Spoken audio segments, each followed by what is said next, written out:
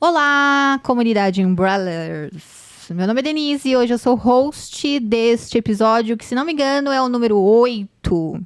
E nesse encontro eu vou falar com você, pais. Pai, mãe, cuidador, avós e todo mundo que interage indiretamente ou diretamente com um adolescente.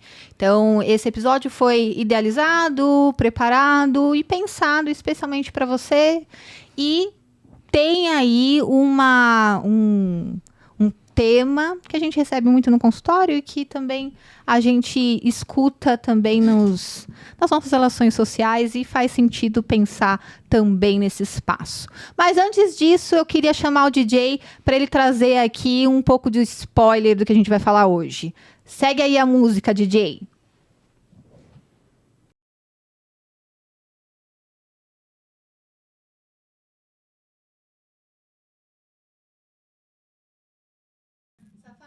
Muito unida e também muito oriçada. Tum, tum, tum. Brigam por qualquer razão, mas acabam pedindo perdão. Eu também sou da família, também quero pirraçar. Catuca pai, catuca pai. Eu também sou da família, também quero catucar. Catuca pai, mãe, filha. Eu também sou da família, também quero catucar. Fechou, DJ!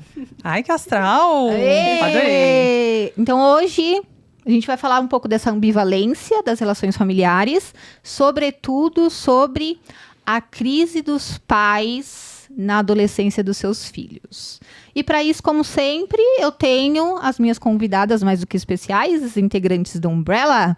Então, Esté, o que você tem como expectativa e dá um spoiler aí do que a gente vai ver hoje aqui no episódio. Olá! Olha, antes de tudo, eu vou contar pra vocês que eu sempre cantei essa música errada. É catuca. E eu falava caduca. Sim, achei... Você também? Olha lá, a Isadora também. Gente, sempre achei que era caduca, porque caduca pai, caduca mãe. Tá todo mundo caducando nessa família, de certa né? forma, sim, né? Acho que tudo a ver com o nosso episódio, Sim. né? Que é assim... Quais são as questões, né, que fazem a gente ficar pensativo, angustiado, né? Enquanto pais... Tô falando aí também de um lugar de mãe, né? Sim. O que retorna, quais são os medos, as fantasias, né? E sempre, né, assim, quando a gente traz por meio da palavra, né, todas as questões, a tendência é que isso fique mais próximo do real e que a gente consiga, então, encarar e lidar, né? Então, minha expectativa é essa, que a gente consiga tocar aí as principais angústias e entregar esse episódio aí para facilitar para os pais. Eu também. Eu acho que escutando essa música me remete sempre a uma confusão. Já falando um pouco de mim, que era na minha casa, na época dos 3 adolescentes, né? Um mais velho, com acho que 18, eu com 16 e o menor com 15. Ah, é meio perto, né? Pertinho, sabe? Então, assim, quantas vezes eu vi minha mãe pôr a mão na cabeça e dizendo assim, Eva, tem um treco, né? Assim, eu acho que é isso, a gente responder um pouco a esses pais que entram num desespero de que é difícil falar tá tudo bem, né? Não tá tudo bem quando você tá passando por uma situação difícil com teus filhos, a família. Mas pensar que é melhor, talvez, a gente olhar para a gente antes, cuidar da gente antes, e perceber que somos limitados, né? Então, a minha expectativa é a gente falar sobre esse ideal de família, essa fantasia que a gente tem de que vai dar conta de tudo, né? Uhum, sim. E sem mais delongas, né, pra gente já entrar no esquentar os tamborins para esse tema, em qual sentido a gente pode dizer hoje que os pais estão em crise? O que dessa contemporaneidade que a gente tem atravessado, tem nos atravessado, tem deixado os pais em crise? Muitas coisas, eu acho. A tecnologia, a rapidez como as coisas vão acontecendo. O que se sabia há 2, 3, 5 anos atrás não se sabe mais, né? Então, essa inconstância vai colocando a gente num lugar, assim, de se questionar, bom, o que eu sabia e eu não sei mais, o que eu faço, né? A partir de agora, para onde eu levo, para onde eu dou o destino para esses meus filhos, né? Adolescentes, enfim. Eu acho que a gente está falando de angústia, acima de tudo, de angústia do não saber, né? Esses dias alguém deixou um comentário lá no nosso canal do YouTube, falou assim, parece que estamos a ser estudados, Verdade. né? E parecia que foi uma adolescente que colocou assim, né? Falou na primeira pessoa, né? Sim. E de fato, assim, a gente sabe, né, que nos bastidores, nós três, a gente tem se envolvido cada vez mais na pesquisa, na compreensão, né, do que é adolescência. E a gente vai sempre, claro, por uma perspectiva antropológica, sociológica, psicanalítica. A gente tem que ter toda essa dimensão para a gente começar a entender em que fase da sociedade, do mundo, né, isso está inserido. Aí estamos em 2023, né, ChatGPT já está mentindo para o ser humano. Tá bombando já. Não sei se vocês viram que o ChatGPT mentiu para um ser humano. Mentiu? Ele já aprendeu a mentir. Já aprendeu a mentir. Caramba. Mentira! Eu não sabia. Não é verdade? Gostou do mentira? Parece que ele contratou um ser humano pra... Ó, eu não fui... Ó, não tenho fontes. Não foi você. Sabe? Não tenho fonte sobre isso. Eu li isso ali, eu falei, tá bom, depois eu vou ver se é verdade. Mas tô contando uma história que eu não sei se é verdade, né? Mas, que ele contratou um ser humano pra passar aquele... Como chama? Captcha lá. Que é pra ver se a pessoa é um robô. Parece que ele mandou uma mensagem, contratou um ser humano pra mandar pra ele o segredo lá do negócio. Não acredito. Depois, se for verdade, eu deixo a fonte aqui. Cabuloso isso, né? Então, assim, ainda não respondi sua pergunta. Quando a gente vê todas essas mudanças que a Lu comentou, e também uma mudança na estrutura das famílias, né? Então, eu diria que a queda do patriarcado, né? Como uma coisa que a gente escuta muito aí, contribuiu muito para essa angústia também que os pais têm, porque se antes era tudo muito pré-determinado, né? Então, você vai casar, você vai seguir a profissão dos seus pais, você vai... casar também, ter seus filhos e, né, aquela coisa, nasce, cresce, reproduz e morre, né, as plantas. Hoje não tem mais esse padrão, não tem, né, essa ordem que... Principalmente a gente está falando na nossa sociedade, no Brasil, né, que não tem uma religião dizendo para todo mundo o que precisa ser seguido, né? Cada um tem a sua liberdade. Então, eu acho que fica cada vez mais difícil para os pais, então, escolherem aquilo que eles vão trazer como referência, tanto, né, daquilo que eles trazem de herança das suas famílias, né? Quanto as novas formações familiares que a gente vê, né? Então, famílias monoparentais, né? Famílias reconstituídas, né? Os meus, os seus e os nossos. Então, acho que aí é onde a gente encontra bastante a dificuldade, porque é um novo meio de ser, né? Uma nova família, e isso acaba implicando, sim, né? Como que eles vão se constituir e se recontar. Né? E a gente também tô lembrando aqui que era também mais fácil, porque a gente tinha poucas possibilidades, né? Primeiro, homem e mulher, né? Um casal. Segundo, ou eram 2 ou 3 filhos, né? Então, você ia no varejo, né? No atacadão, e no varejo ali você ia demandando, ó, menina, né? É o meu caso. Menina, você vai agir dessa forma, e menino vai agir de outra forma. Eu me recordo de cenas onde eu sempre fui muito combativa. Isso eu confesso, assim. E eu dizia assim, por que eles podem e eu não posso, né? E eu percebia que meus pais ficavam angustiados porque eles não sabiam mais como que eles iam responder a minha demanda porque eles diziam, porque eles são meninos. Mas eu dizia, mas e porque eles são meninos não é resposta. Não, mas é porque eles se defendem melhor. Não, mas eu sei me defender. E aí eu ia nessa avalanche de perguntas e questionamentos e eu olhava... E aí, obviamente, eu percebia que eles estavam num lugar muito, muito escuro para eles, muito sem saída. E aí eu aproveitava mais e questionava mais. Então, hoje, a gente pode pensar que, como você falou do ChatGPT, né? Você faz perguntas e tem respostas imediatas, e isso não é possível. Tem horas que você não sabe. Aliás, muitas horas você não sabe o que é, de fato, que você vai colocar socialmente para o seu filho, porque você precisa colocar como a gente vai falar no próximo episódio sobre borda, né? Você precisa colocar um limite para ele ser socialmente aceito, porque ninguém quer um filho que não seja socialmente aceito.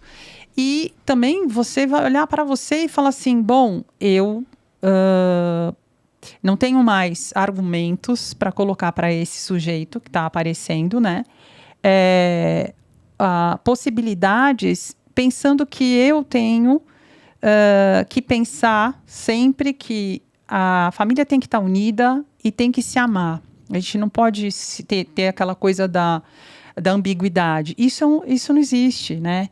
Então, a gente só pensa depois, obviamente hoje na cadeira de psicanalista, que coitados dos meus pais, né? E coitados dos pais hoje, quando a gente pensa que estão se cobrando e se colocando num lugar de difícil acesso para eles mesmos, né? Para as respostas que eles não têm e que ninguém vai dar. Uhum, sim.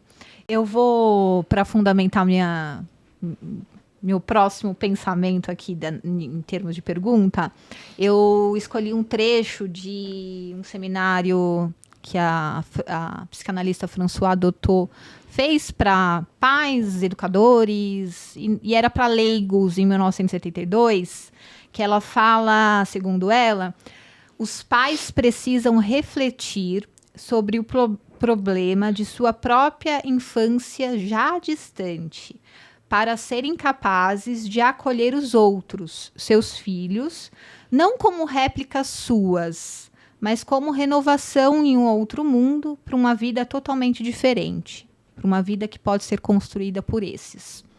Isso, assim, de cara, de largada, daria para a gente ficar aqui falando sobre horas, né?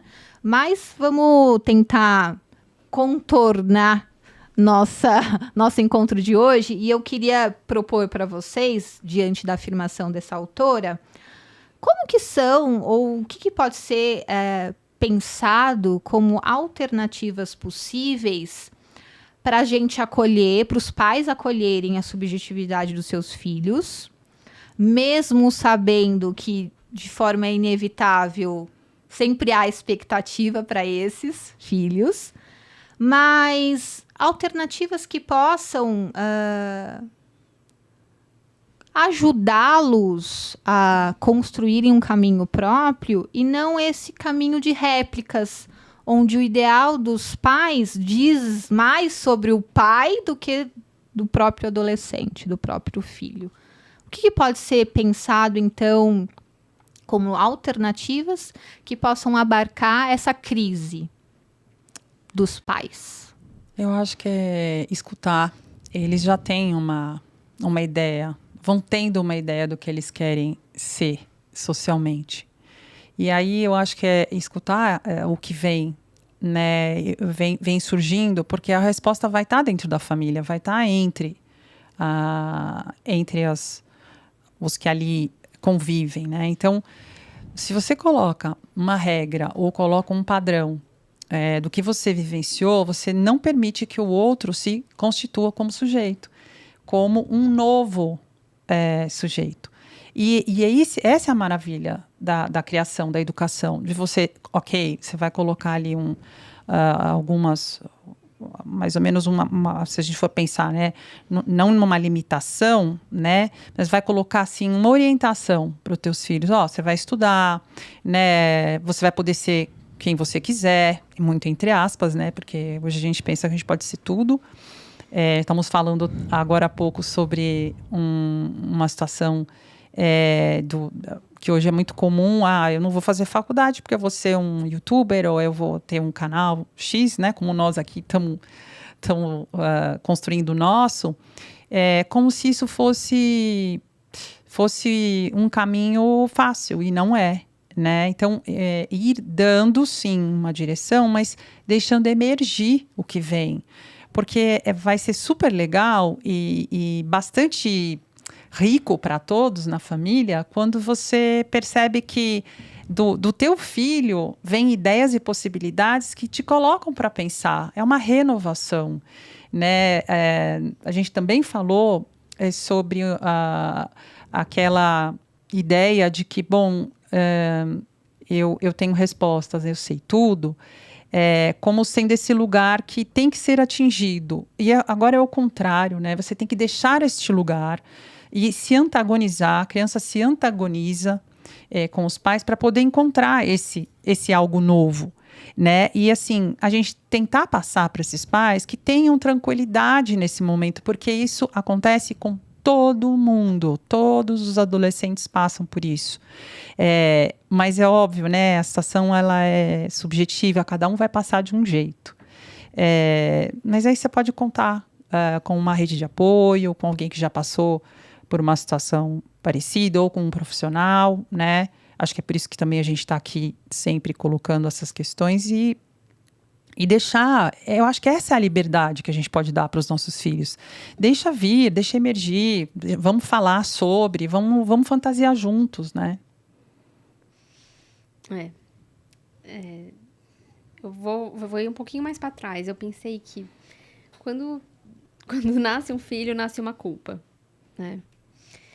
E a gente está falando da crise dos pais na adolescência, mas eu acho que essa crise ela é inaugurada nesse primeiro momento em que nasceu, já entra em oposição com aquele filho idealizado e fantasiado, né? Então já tem aí uma quebra, né? E que muitas vezes, né, esses pais de primeira viagem, eles vão olhar então para os pares, né? Pro amiguinho do filho, pro outro casal que teve filhos, e vai começar a buscar referências de como que eu tenho que criar meu filho, o que meu filho está agindo adequadamente para a idade dele, ele atingiu os marcos de desenvolvimento, e a gente sabe que o parquinho é um dos lugares mais competitivos que há na face da Terra, que é assim, olha, meu filho falou, mas o meu falou quando ele tinha 8 meses. Meu filho engatinhou. Mas o meu já anda de bicicleta. Entendeu? Então, como que esses pais podem olhar para a individualidade, né? Que é isso que você estava falando. Então, o conselho que eu daria seria esse, assim, conhece o teu filho, né? E busque não ter essas referências como um lugar de comparação, sabe? Claro, é importante você, né, saber o que é esperado, o que é adequado, mas sempre olhe para aquilo que o seu filho vai ter de especial, de diferente, e que transforma ele naquilo que ele é, em quem ele é, né?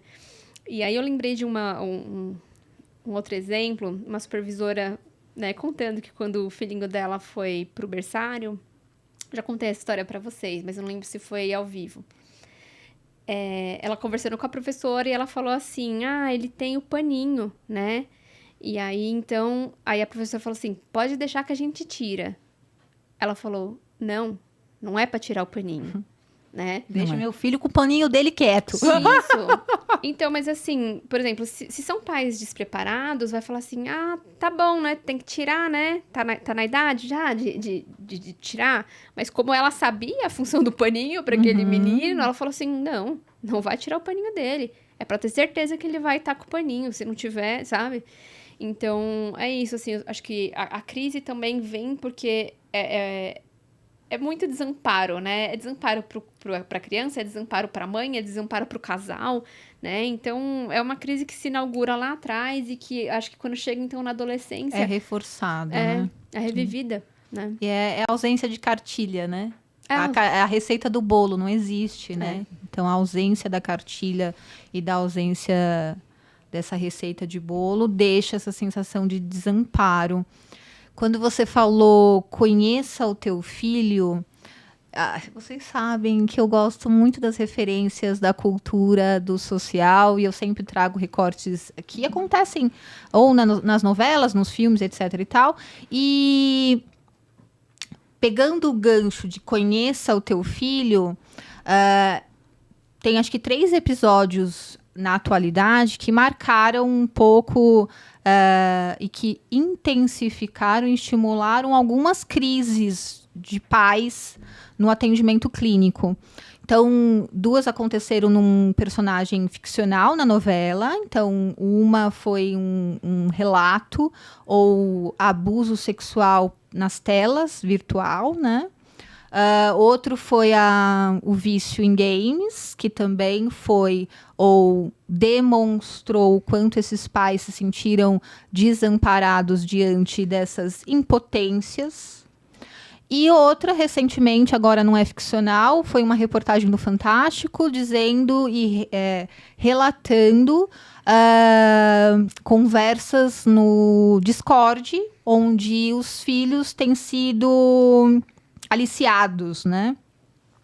E aí, pensando no conheça os teus filhos, conheça o seu filho, essa oh, meu Deus, não vai sair. O jeito que um seduz o outro, ou essa sedução que deixa algumas pessoas num lugar de submissão, sempre existiu. Não é esse lugar não é inaugurado agora com as redes sociais, com o Discord, com os games. Não, isso sempre existiu. A gente está prova disso lá no submundo dos bate-papos do UOL, do Terra, da vida. Então, sempre existiu. Só que o que é interessante para nós, enquanto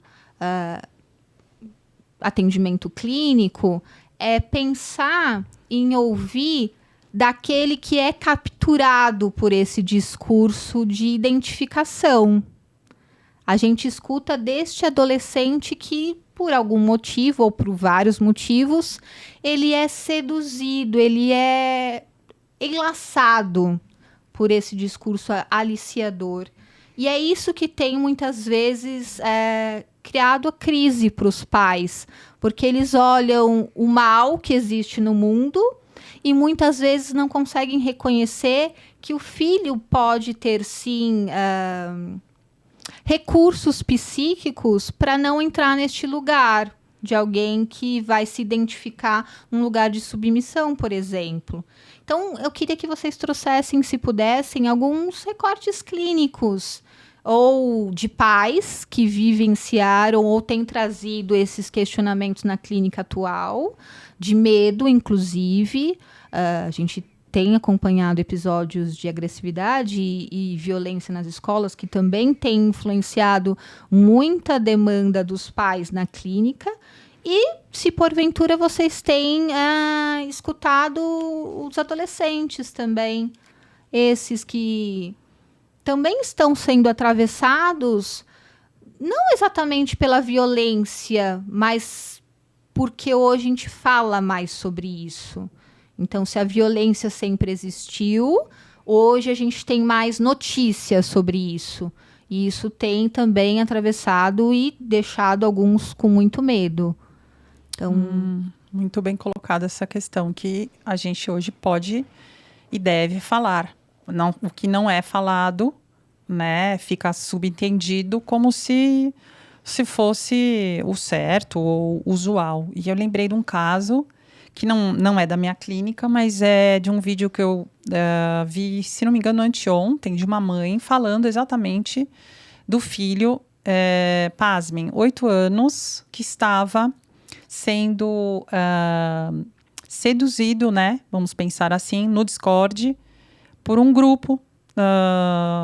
Obviamente que ela não sabe muitos detalhes, mas ela contando que quando ela se deu conta, ela percebeu da angústia do filho de não conseguir sair desse ambiente onde ele encontrava pessoas, né, que colocavam uma realidade para ele. Imagina, uma criança de 8 anos, uma realidade como se fosse para ele algo muito além, e que ele desconhecia, inclusive. E ele dizia, eu não consigo sair.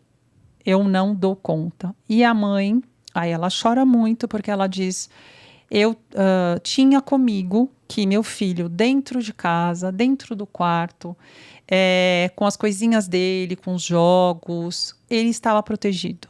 E eu me dei conta de quão ingênua eu fui de pensar isso. Hoje não existe mais essa possibilidade, né? Dentro de casa, o seu filho está seguro, infelizmente. Então, o meu filho está passando por uma crise muito grande e eu estou junto nessa, porque agora a gente vai ter que lidar com as consequências do que aconteceu. E eu me sinto muito culpada, ela diz, porque eu não vi, eu não percebi. Ela chora copiosamente. E quando eu estava assistindo, eu fiquei pensando, é de uma crueldade, né? Porque cada vez mais a perversão, né? Os perversos, eles estão se achegando mais a gente. E eles estão num ambiente onde a gente acha que é o porto seguro, que é dentro de casa, na família, né? E antes a gente ficava pensando que isso era fora, né, em algum lugar. Ou, enfim, aconteciam crimes em um lugar inatingível, e hoje atinge o seio da família, né? Então, fico pensando que, acima de tudo, a gente conhecer o seu filho, né? Conhece-te a ti mesmo, né? Conhece ao teu filho e conhece o que ele faz, para onde ele vai virtualmente, né? Não tenha vergonha de ter que lidar com isso, né? Como se fosse como se fosse se frustrar e dizer, puxa, esse filho que eu projetei, de um filho que dá conta de si, né? Porque eu acredito na minha educação, de você sair deste lugar, né? De onipotência, porque não existe. A onipotência não existe, né? Nós somos seres que vamos estar sempre lidando com questões que nos frustram, e dizer não e frustrar o seu filho faz parte do crescimento, né? E do lugar que ele pode estar, de dizer não, né? Nessa hora desse garotinho, ela contando, ele não conseguia parar, ele não conseguia dizer não, né? Muito provavelmente porque a mãe e o pai projetam na criança, assim, é um filho perfeito. E ele vai dar conta de si. Não vai dar conta de si, né? Independente da idade, né? Acho que filho... Eu falo isso para minha mãe, que tem 81 anos. Filho, neto e bisneto. Você continua educando, mãe. Então, a gente precisa da sua batuta, né? De você nos dar esse seu olhar, né? Que eu acho que é isso. Os pais estão muito perdidos. E eu acho que a gente tem que colocar... Não como um suposto saber, né? Eu estou numa cadeira, mas num olhar de que a gente está de fora, entendendo essas crises, entendendo essa angústia muito grande, mas que tem saída e tem como lidar com isso, né? Olha, eu acho que esse ano de 2023, ele foi, assim... É maio ainda, né? Estamos em maio e tantas coisas aconteceram, Sim. né? E desvelou, assim, o lobo em pele de cordeiro que é a internet para os jovens, né? Aconteceram muitas coisas, incidentes, né? Desastrosos nas escolas. Recentemente teve a reportagem do Fantástico que trouxe, né, o que acontece ali no Discord. Tem toda uma discussão sobre regulamentação, né? Enfim. Então, eu acho que é a hora da gente colar mesmo, assim, ó, um danger, sabe? Caveirinha, perigo, não ultrapasse. E não tem mais a lei maior, né? Que vai dar esse corte. Não tem mais. Então, tá em discussão, Sim. né? Tá em discussão e é muito polêmico, porque, Sim. né? Sim. Eu não quero ir por essa linha dessa polêmica. O que eu recomendo? Que seja uma cartilha mesmo, assim, sabe? De aqui pode, aqui não pode, né? Eu vou, assim, contar um exemplo da minha vida pessoal que eu acho que a gente pode transferir para esse cenário de internet, que é... quem conhece meu pai, sério, ele é uma figura. E ele sempre foi muito, muito zeloso comigo, com meu irmão, né? Então ele me falava assim, filha, né? Eu contei no episódio, aliás, vou contar no episódio que a gente gravou antes, né? Que eu comecei a dirigir muito cedo, sozinha, então ele sempre me dava muitas recomendações. Todas as vezes que eu, né, fosse sair de casa, não era só não esqueça o guarda-chuva. Era assim, ó, filha, se você parar no farol, você fecha o vidro, você fica esperta, você não fica mexendo no seu celular, você abaixa o volume para você ouvir algum barulho. Se acontecer assim, você faz assado. Ele sempre me deu muitas recomendações de como eu deveria agir em uma situação de perigo, né? Só que é isso, né? O perigo, ele era muito fácil de ser percebido. E em 2 vezes, eu consegui escapar de assalto. Por quê? Porque o meu pai me pilhou tanto, né, de orientações, que eu consegui ser muito sagaz e captar o que estava rolando antes de ser assaltada. Uma vez eu tava ali no Cambuci, né? E aí eu olhei para o retrovisor e vi uma pessoa vindo desse lado. Quando eu olhei para esse retrovisor, vinha outra pessoa desse lado. Deu tempo de eu virar todo o volante do carro e sair pela tangente, peguei o elevado assim e me livrei de um assalto. Porque ia vir um de um lado, outro do outro e já era, né? E a outra vez eu desci do carro, né? Parei o carro no estacionamento. No que eu tava vindo, tinha um cara me fitando. Só que pelo olhar que ele fitou assim, eu falei assim, vixe, ele vai me assaltar. Aí eu entrei numa banca de jornal. E ele ainda ficou esperando eu sair. E eu falei, ó, moço, aquele cara ali, ele, né, ficou me fitando. Eu acho que ele ia me assaltar, enfim. Aí liguei pro meu pai veio me acompanhar. Então, assim, ele me deu as instruções e eu sabia ao que eu tinha que estar atenta. Então, eu diria isso, assim, dê as instruções e diga ao que o seu jovem tem que estar atento, né? Que é assim, ó, existe perversão, existem pessoas que vão usar um discurso assim, assado, sabe? Sedutor. Um discurso sedutor, manipulador, vão te ameaçar, vão Tentar usar... chantagem, que foi o caso da novela. Sabe? Então, esteja atento a isso.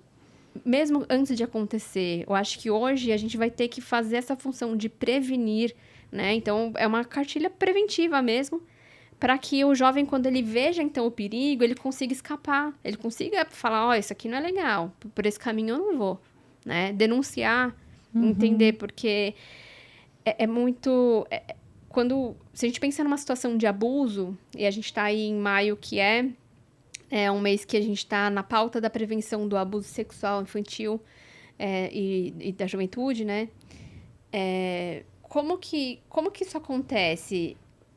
Quando o jovem ele é seduzido, muitas vezes ele vai indo porque é uma pessoa que é legal, parece um cenário muito promissor, atraente, né? E aí, quando vem a noção de que aquilo tá colocando ele numa posição angustiante, aí começa a vir o trauma, aí começa a se dar conta de que aquilo é uma perversão, que é uma coisa que ele não conhecia e não vai dar conta, né? Então, se a gente aponta e fala assim, ó, se isso acontecer, você conta pra gente, pede socorro, não precisa manter segredo, porque ninguém vai, né, te proteger melhor do que seus pais, por exemplo, sabe? Então, acho que é por aí que a gente tem que seguir.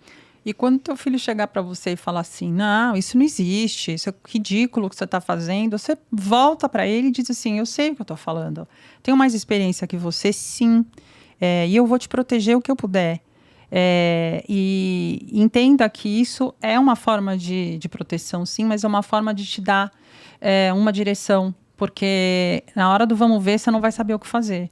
Então, como seu pai fez, os meus pais também faziam, e eu acho que é isso que me fez hoje ser... a gente sabe, todos os dias tem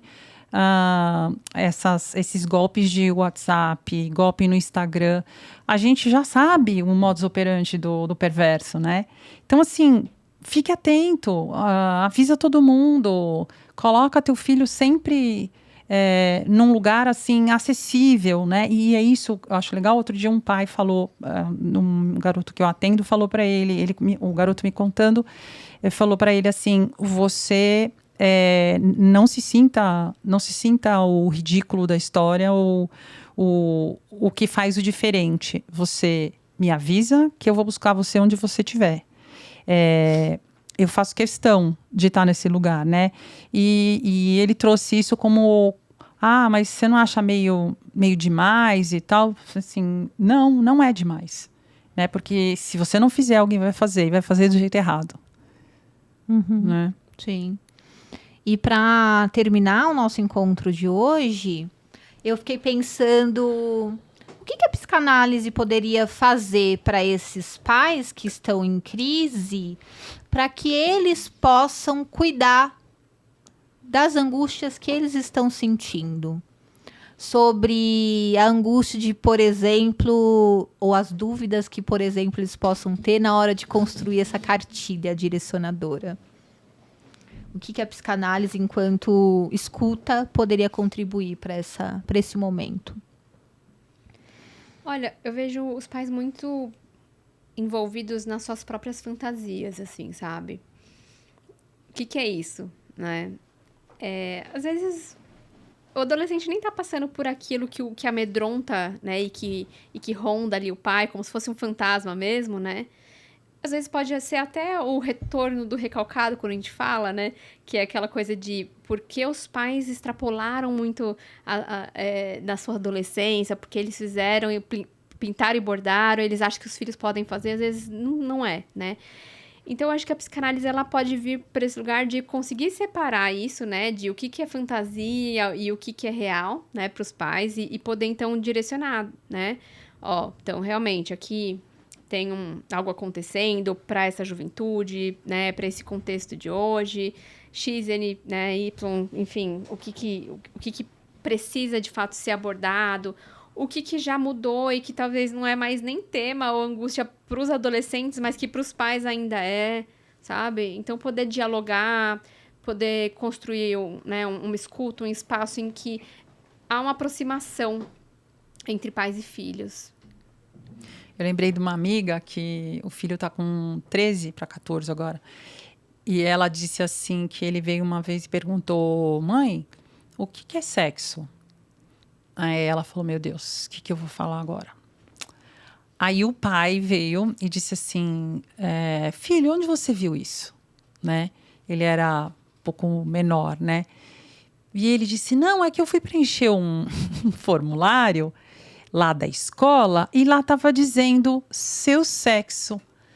Aí ele: filho, se você é menino ou menina. É isso, pai? Ele é. Você vai lá e preenche qual que é o seu sexo.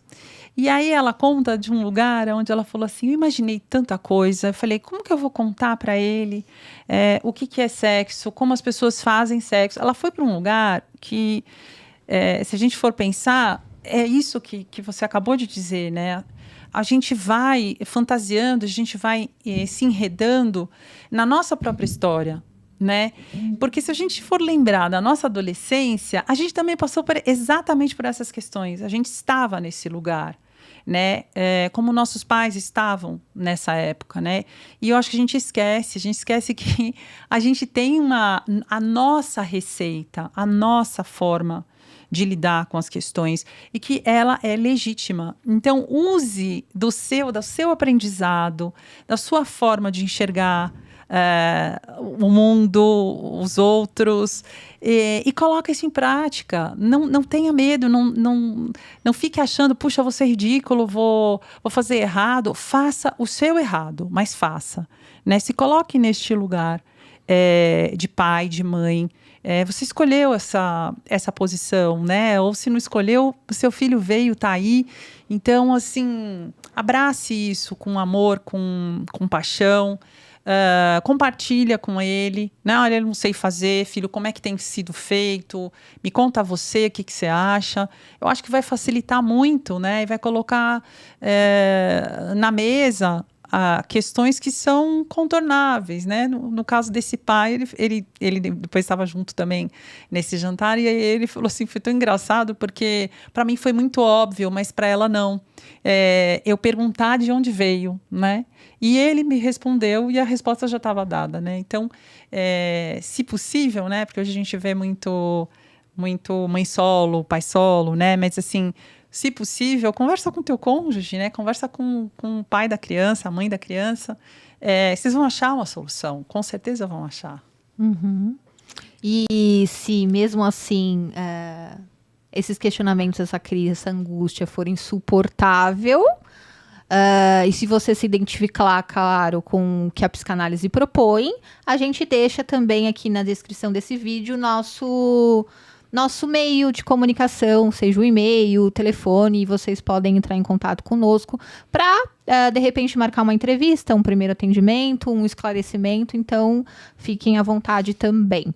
E aí eu aproveito agora o encerramento deste encontro para convidá-los a seguir este canal, né? A se inscrever neste canal, ativar as notificações, porque muito em breve teremos novidades. A gente traz aí numa segunda temporada do Umbrella Cast convidados. Uhul. Então, só gente fina, elegante, sincera, eu prometo. Então, fique conosco. Acompanhe um vídeo novo toda semana, quinta-feira, 9 horas, né? Isso. Então, é isso. O meu, o seu, o nosso Umbrella Cast. Tchau, até o próximo. Tchau, tchau. Até.